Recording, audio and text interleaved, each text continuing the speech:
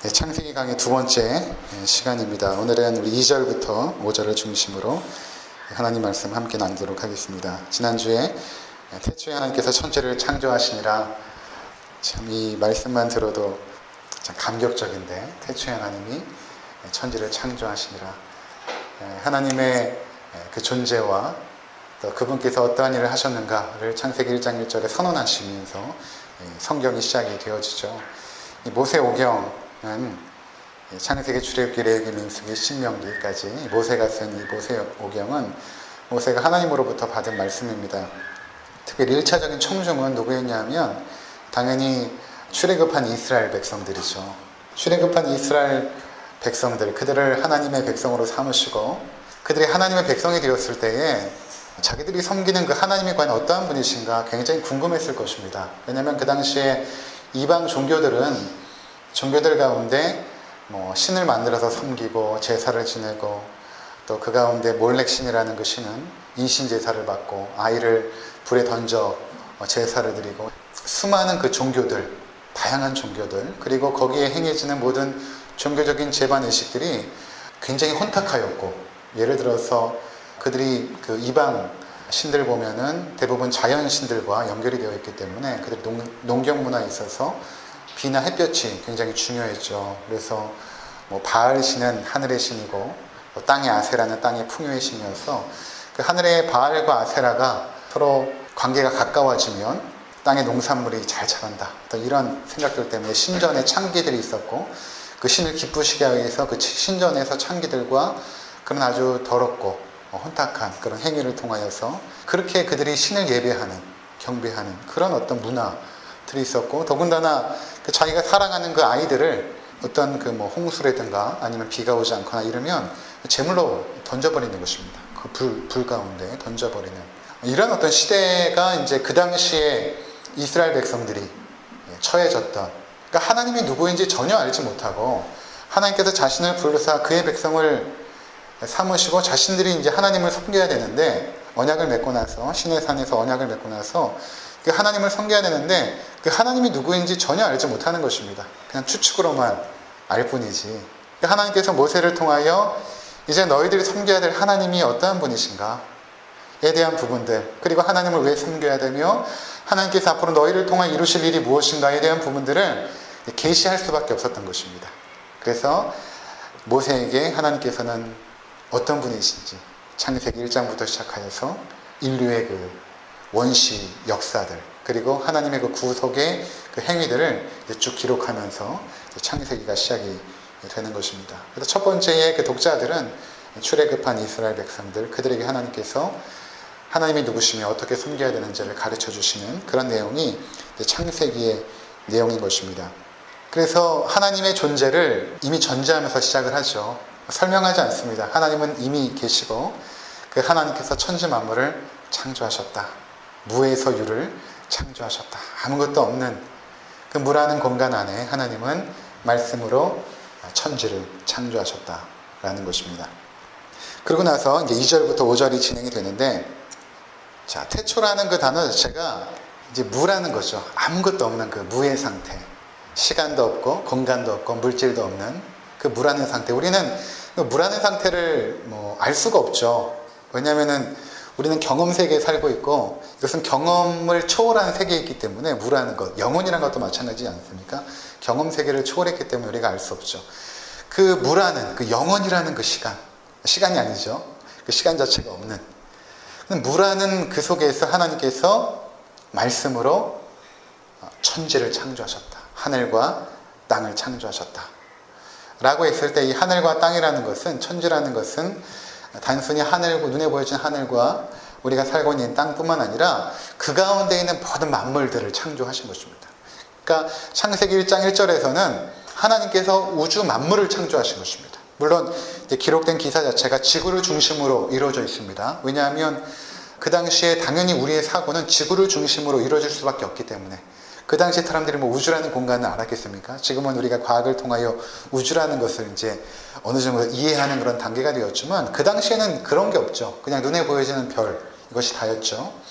그러니까 모든 사건들은 이제 지구를 중심으로, 우리가 살고 있는 땅을 중심으로 기록을 해나갑니다. 그렇다고 눈에 보이는 그 당시에 하늘과 눈에 보이는 땅만 창조한 것이 아니라 모든 만물들, 거기에는 눈에 보이지 않는 영적인 존재, 천사도 있을 것이고, 아직 인간 창조는 되지 않았고, 그리고 눈에 보이지 않는 미생물까지도 영적인 존재와 물질적인 존재, 그리고 그 무한광대한 우주, 그 모든 것들을 하나님께서 창조하신 것입니다.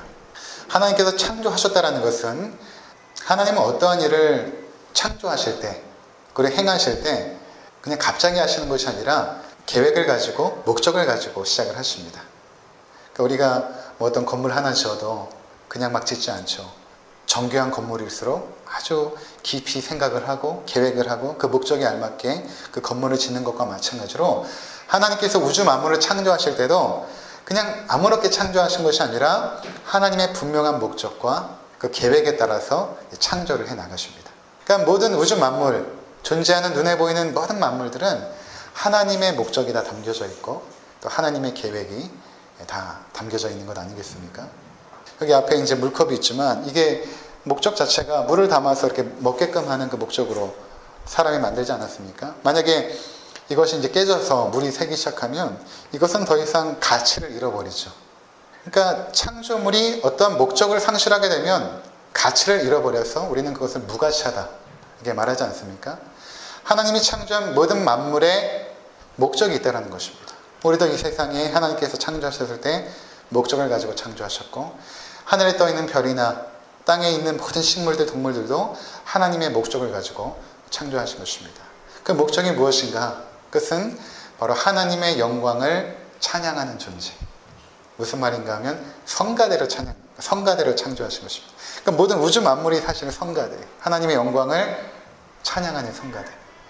그 들에 피어있는 꽃들도 왜 피어있는가? 하나님을 찬양하기 위해서 피어있는 것이죠. 저 하늘에 반짝이는 그 별들이 왜 저렇게 반짝이고 있는가? 그 하나님의 지혜와 권능과 그 능력과 그 광대함, 그것을 찬양하는 존재로 하늘에 떠있는 별들도 존재하는 것입니다. 우리도 마찬가지죠. 하나님의 영광을 찬양하는 그 존재로 우리를 창조하신 것이죠. 그래서 웨스터민스터 소요리 문답 1문에 보면 인생의 목적이 무엇입니까? 그렇게 물어볼 때 하나님을 영화롭게 하는 것과 영원토록 그분을 즐거워하는 것입니다. 그러니까 우리 인생 목적이 하나님을 찬양하는 존재. 우리뿐만 아니라 모든 만물들은 하나님을 찬양하는 존재로 창조가 되어졌고 그것을 창조할 때 하나님은 그들 가운데 계획을 가지고 있다는 것입니다. 모든 것들이 계획이 있는 것이죠. 우리 한 사람 한 사람에게도 하나님의 목적과 계획이 담겨져 있고 하나님은 창조하시고 그냥 내버려 두시는 것이 아니라 이제 살펴보게 되겠지만 그것들을 직접 운행하시고 다스리시면서 그분의 목적을 이루어 가십니다. 이것을 우리는 신학적인 용어로 섭리다 이렇게 말합니다. 하나님의 섭리.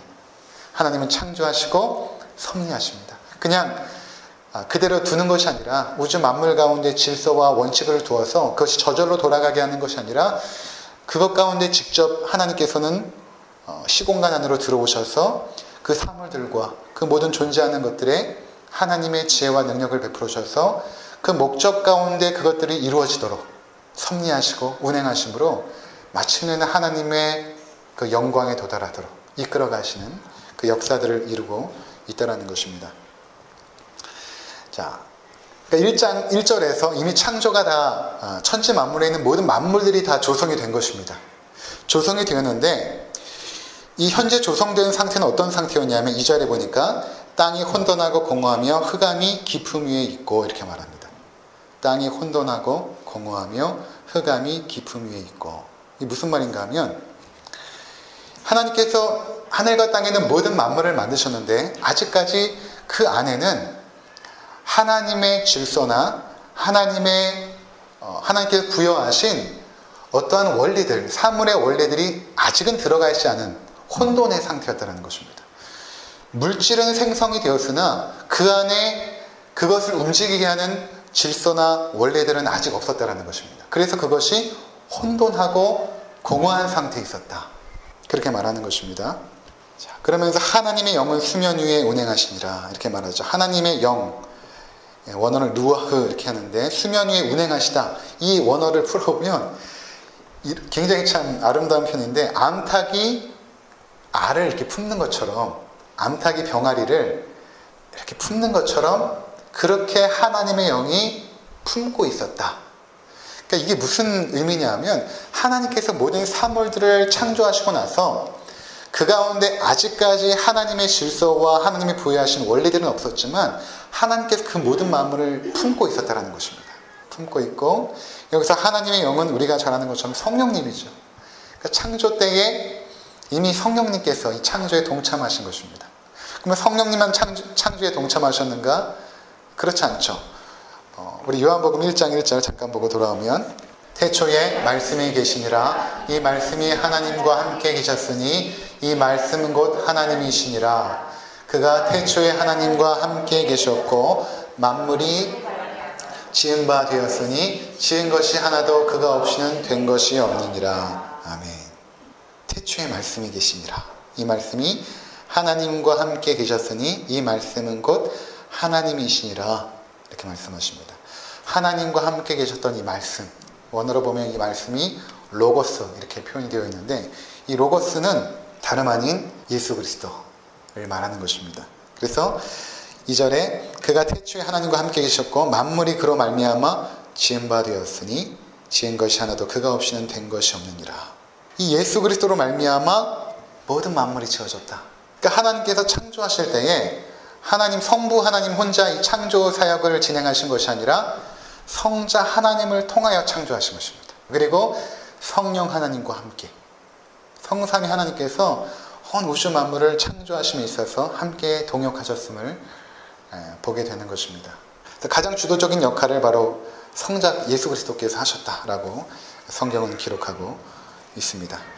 하나님의 영이 수면 위에 운행하시면서 이 모든 만물을, 하나님이 창조하신 이 모든 만물, 하나님의 지혜와 그 권능의 그 사물들을 이렇게 품고 있었던 것입니다. 근데 아직 여전히 혼돈하고 공허한 상태. 하나님의 창조물들은 우주 공간 안에 수없이 이렇게 무한광대하게 배열이 되어 있지만 그것이 아직은 질서가 없이 혼돈 가운데 있었다. 그래서 그것을 흑암이라고 말하는 것입니다. 혼돈 상태에 있었다. 흑암의 상태. 그러니까 흑암의 상태라는 것은 아직 질서가 없었다라는 것이죠. 그런데 3절에 보니까 하나님이 이르시되 빛이 있으라 하시니 빛이 있었고, 이렇게 말하죠. 이 빛이라는 것은 태양이 생겼다는 의미가 아니라 이 모든 혼돈 상태인 이 사물들에 하나님께서 질서와 원리들을 부여하신 것입니다. 빛을 통하여서. 이것이 빛이거든요. 하나님의 지혜가, 하나님의 그 놀라운 권능이 그 모든 사물들 가운데 임하자 이 공허와 혼돈 상태에 있었던 온 우주 만물이 순간적으로 질서를 잡기 시작한 것입니다. 지구와 달과 태양의 거리가 완벽한 질서를, 뿐만 아니라 우주의 공간에 떠있는 그 모든 별들 가운데 완벽한 질서들이 형성이 된 것이죠. 근데 이제 아까 말씀드린 것처럼 이 모든 것들을 지금 지구라는 공간을 중심으로 하나님께서 설명하고 있는 것입니다. 이 지구라는 이 땅을 중심으로 하나님께서 우주 공간 안에 모든 만물들을 펼쳐놓고 그것들 가운데 완벽한 질서, 완벽한 원리들을 그 안에 심어놓고 이제 그 사물들이 이제는 질서에 따라 움직이기 시작한 것입니다. 그러자 4절에 보니까 빛이 하나님이 보시기에 좋았더라. 하나님이 빛과 어둠을 나누사. 하나님께서는 창조하시고 그것을 즐기십니다. 창조하시고 즐기신 하나님. 하나님이 인격이시거든요. 성경에서 우리가 보여지는 그 하나님은 인격이시죠. 어떤 사물의 원리나 질서, 어떤 대단한 에너지, 이런 것이 아니라 인격입니다. 하나님은 의지를 가지시고 또 지혜를 가지시고 그렇게 인격으로 성경은 표현하지 않습니까? 그래서 그 인격이신 하나님은 피조물을 바라보면서 즐기신 하나님이십니다. 그래서 우리가 이런 하나님의 성품을 보면 우리가 하나님의 창조를 즐기는 것이 얼마나 우리 가운데도 필요한가. 왜냐하면 이 모든 것들을 우리에게 선물로 주신 것이거든요. 나중에 인간 창조 때 살펴보겠지만 우리를 위해서 사실은 창조하신 것입니다. 하나님의 영광을 위해서 창조한 것은 당연하고 그것을 우리에게 선물로 주신 것입니다. 그래서 맨 마지막에 인간을 창조하지 않습니까? 그것을 완벽하게 구성해 놓고 우리에게 선물로 주시죠. 그러니까 하나님은 미리 이 모든 것들을 보시면서 좋았더라. 원어로 보면 토브라는 단어인데 그 하나님께서 그것을 바라보면서 좋아하신 것입니다. 그 창조를 즐기시는 그 하나님. 그리고 이제 이 모든 것들이 창조될 때 하나님께서는 말씀으로 이제 창조하지 않습니까? 하나님의 말씀으로. 그것도 인격적인 표현이죠. 하나님의 어떤 입이 있어서 어떤 음성 언어로 창조하시기보다는 어떤 그분의 인격성을 말하는 것입니다. 그래서 하나님께서는 일하시는 방식이 말씀입니다. 지금도 여전히 하나님이 일하시는 방식은 말씀이죠. 말씀을 통하여 일하십니다. 그래서 우리도 하나님의 형상을 따라 창조받았기 때문에 우리도 어떻게 일합니까? 우리도 말로 일합니다. 그렇지 않습니까? 가서 좀 물 좀 가져오세요. 말로 일하지 않습니까? 조용히 해주세요. 손을 들어보세요. 다 말입니다. 그리고 말을 할 때 뭔가들이 움직이죠. 이게 우리는 당연한 것 같은데 하나님께서 그분의 형상으로 창조했기 때문에 우리도 말로 일하지 않습니까? 하나님께서도 온 우주 만물 가운데 지금도 마찬가지로 말씀으로 일하시죠. 그 말씀을 기록된 성경을 통해 우리에게 들려주심으로 하나님이 어떻게 일하시는지를 우리 가운데 여전히 보여주고 있습니다. 그래서 하나님께서 가라사대 빛이 있으라 하시니 빛이 있었고 그것을 하나님께서 즐기신다.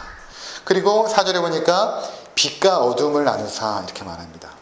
여기서 이 어둠은 때때로 어떤 신학자들은 이 어둠 자체를 악으로 해석하는 분들도 있는데 그건 잘못된 것입니다. 아직은 악이 세상에 존재하기 전이죠. 창세기 1장에서는 완전히 선한 자체. 근데 하나님께서 빛을 창조하니까 결과적으로 어둠이 생길 수밖에 없습니다. 빛이라는 것은 항상 우리가 빛이 있을 때 일하지 않습니까? 빛은 사물의 원리를 보여주고 사물의 질서를 보여줍니다. 빛이 없으면 우리가 그것들을 알 수가 없죠. 항상 우리가 무엇을 파악하거나 어떤 지혜를 얻을 때는 빛 가운데 얻게 되어 있습니다. 그런데 계속해서 빛만 있다면 어떻게 되겠습니까? 어떤 사물들은 쉼이 없습니다. 쉴 수 없으면 그 사물이 보존되고 지속하기가 어렵죠. 그러니까 어떠한 물질들이 계속해서 지속적으로 보존되기 위해서는 반드시 쉼이 필요한데 그 쉼이 무엇인가 하면 어둠이라는 것입니다. 우리는 어둠 속에서 쉬죠. 사람이 계속해서 일할 수 있는 존재는 아닙니다. 일을 하다가도 어둠이 오면 쉬어야 되는 것이죠. 모든 생명체도 마찬가지입니다. 그러니까 여기서 그 어둠은 단순히 어떤 악함을 뜻하는 것이 아니라 하나님께서 빛으로 말미암아 창조하셔서 그 사물의 질서와 원리들 속에서 열심히 그 사물들이 일하고 있죠. 모든 우주의 공간 안에 있는 것들이 열심히 하나님의 섭리 안에서 일하고 있습니다. 그런데 그 뒤편에서는 그림자, 어둠이 있어서 그 어둠 속에서 자신의 생명을 보존하고 유지하며 그 창조를 계속 지속하는 그 일들을 하고 있다라고 성경은 말하고 있는 것입니다. 그리고 5절에 보니까 하나님이 빛을 낮이라 부르시고 어둠을 밤이라 부르시니라. 저녁이 되고 아침이 되니 이는 첫째 날이니라. 하나님께서 빛을 창조하자 결과적으로 24시간이 형성이 된 것입니다. 지구를 중심으로 지구가 한 바퀴를 돌면서 24시간이 형성된 것이죠. 그러니까 처음에 하나님께서 이 시간도 이제 창조하신 것입니다. 처음에는 혼돈과 공허 가운데 있을 때 시간이 없었는데 빛을 창조하시면서 지구가 한 바퀴 돌게 하시고 그리고 24시간의 시간을 만드시면서 하나님의 역사의 무대, 하나님의 공간의 무대를 창조해내신 것입니다. 그래서 이 시간도 하나님이 만드셨고 당연히 공간도 하나님이 만드신 것이죠. 그러면서 역사라는 것이 생기기 시작한 것입니다. 역사. 그래서 하나님께서 이제 이 앞으로 둘째 날부터 진행되는 모든 사역은 24시간이라는 그 시간을 주기로 하여서 이제 하나님께서 둘째 날, 셋째 날, 넷째 날, 여섯째 날 그렇게 이제 창조를 진행해 나가신다는 것입니다.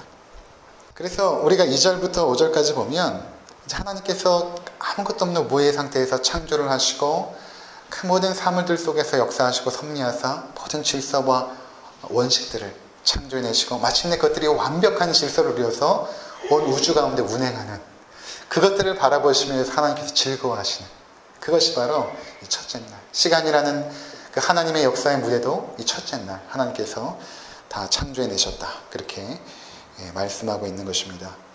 그래서 우리가 이제 이러한 것을 통해서 제 마음 가운데 깨닫게 되는 것은 무엇인가 하면 그 모든 만물 가운데 우리의 생명도 창조해내신 건 아닙니까? 우리가 이 세상에 우연히 또는 우발적으로 던져진 존재가 아니라 하나님의 분명한 목적과 계획 안에서 이 땅에 우리가 태어나게 되었고 여기까지 온 것입니다. 우리의 삶에 지나온 그 순간들을 우리가 바라볼 때 때로는 정말 기억하고 싶지 않은 과거의 일, 내 인생에서 없어졌으면 하는 그런 시간, 그런 아픔의 시간에도 있지 않겠습니까?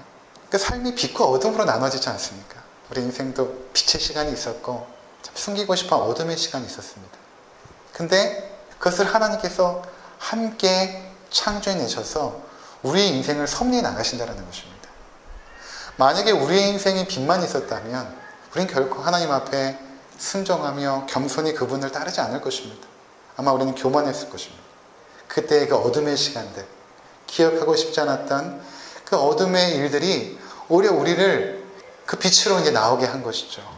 그리고 하나님의 놀라우신 은혜들을 깨닫게 하는 그러한 어둠의 시간들이 우리 가운데 있지 않았겠습니까? 그러니까 하나님께서는 모든 사물들 가운데 빛과 어둠을 창조해내심으로 그것들을 통하여 하나님의 목적하신 일들을 지금 끌어가고 있다는 것입니다. 그것이 바로 하나님의 섭리. 그러니까 우리 삶의 모든 것들을 하나님의 섭리로 해석하고 이해할 때 그 속에서 우리가 감사하게 되는 것입니다. 그때는 나에게 지우고 싶었던 순간이 아니라 그 순간, 그 어둠의 순간 때문에 오히려 우리가 하나님을 예배하고 경배하는 우리가 되었다라는 것이죠. 참 놀랍지 않습니까? 그러한 것들이. 앞으로도 아마 마찬가지일 것입니다. 우리 가족 가운데 때로는 빛의 시간들을 허락해 주실 것이고 때로는 어둠의 시간들, 성경에 보면 사망의 음침한 골짜기로 이끄시는 그 선하신 목자, 선하신 목자께서 왜 사망의 음침한 골짜기로 이끄는가? 그 시간들이 우리에게 필요하다라고 생각하시고 그 하나님의 목적과 계획 속에서 그 시간들을 통과하게 하십니다. 그러면서 하나님의 선하심을 우리 가운데 나타내시는 그 놀라운 역사들 지금도 이뤄가고 있는 것입니다. 앞으로도 우리 삶 가운데 그러한 역사들이 계속되지 않겠습니까? 그 하나님의 놀라운 섭리들. 책을 읽다 보니까 그런 내용이 있어요. 이 우주 만물을 하나님께서 운행해 가신다면 우주가 돌아가는 소리가 정말 크지 않겠습니까? 지구가 돌아가는 이게 소리가 엄청나게 클 텐데 하나님께서 우리의 귀를 들을 수 있는 것들만 듣게 섭리하신 것입니다. 놀라죠? 세상에 그 엄청난 우주의 그 돌아가는 소리들이 들려야 마땅한데 우리가 들을 수 있는 소리를 딱 그 데시벨을 하나님께서 딱 정해놓고 막아놓으신 것이죠. 그 이상의 소리가 들리지 않도록. 바닷가에 가면 바닷물이 이렇게 축축 오는데 더 이상 넘치지 않습니다. 그럼 그 바닷물이 자동적으로 넘치지 않는가? 하나님께서 그 바닷물을 붙잡고 있는 것입니다. 더 이상 넘어오지 못하도록 붙잡고 있는 것입니다. 모든 것이 마찬가지죠. 우리 삶 가운데 진행되어지는 모든 일들도 마찬가지입니다. 하나님의 손길에서 벗어난 것이 아니라 예수님께서 참새 한 마리가 떨어지는 것도 하나님의 섭리이다. 너희 가운데 머리카락이 하나 빠지는 것도 하나님의 섭리이다 라고 말씀하셨기 때문에 우리 삶에 일어나는 아주 크고 작은 사소한 일들까지도 하나님의 섭리 가운데 그분께서 개입하셔서 우리의 역사를 끌어가시고 진행해 나간다면 사실 우리의 삶에 있어서 미래에 대한 염려나 걱정이나 두려움들은 사실은 사라지고 말 것입니다. 결국 하나님께서 붙잡고 운행해 가실 텐데 그것을 믿는 것입니다. 오늘도 이제 어떤 자매하고 상담을 하면서 가족 가운데 참 힘든 동생 이야기를 하면서 걱정이 되는 것이죠. 걱정이 되는 것입니다. 동생이 정말 건강한 신앙 가운데 하나님을 잘 섬겼으면 좋겠는데 계속 그렇지 못한 그 모습을 보면서 굉장히 힘들어하는 한 자매의 이야기를 쭉 들으면서 결국에는 우리가 할 수 있는 것은 아무것도 없다라는 사실을 다시 한번 깨닫지 않습니까? 우리가 자녀를 양육하고 가족들을 바라보면서 내가 할 수 있는 것이 정말 없구나. 기도밖에 할 수 없구나. 그러면서 하나님의 그 손길 가운데 맡겨드리는 것이죠. 그것이 이제 믿음인 것입니다. 믿음. 하나님의 그 선하신 섭리와 그 창조의 능력에 그분의 삶을 이제 맡겨드리는 것입니다.